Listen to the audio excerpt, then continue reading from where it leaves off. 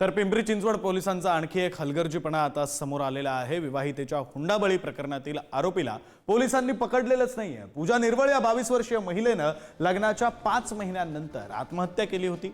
3 महिन्यांची गर्भवती असताना या महिलेनं आत्महत्या केली। दुचाकी घेण्यासाठी 50,000 रुपये दिले नाहीत म्हणून सासरच्यांनी पूजाचा छळ केला। दरम्यान पूजा निर्वळच्या मृत्यू प्रकरणी पती गजानन निर्वळ आणि नणंद राधा यांच्याविरुद्ध छळ करत आत्महत्यास प्रवृत्त केल्याचा गुन्हा दाखल करण्यात आला।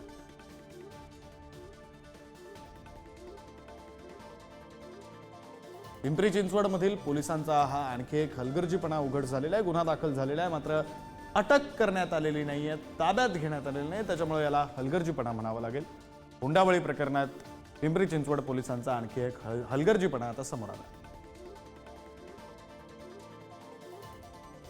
त्याच दिवशी त्यांच्या स्टेटमेंटमध्ये जो पूजाचे पती आहेत गजानन निर्वळ आणि त्याची बहीण राधा यादव यांनी तिचा गजाननला गाडी घेण्यासाठी 50,000 रुपये घेऊन येण्या घरच्यांकडून मागावेत या कारणासाठी शारीरिक व मानसिक छळ केला अशा पद्धतीचं स्टेटमेंट दिलं आणि त्यावरून आपण त्याच दिवशी फक्त आत्महत्येस प्रवृत्त करणे या सदराखाली गुन्हा दाखल करता हुंडाबळी या सेक्शन्समध्ये आपण गुन्हा रजिस्टर केला आहे।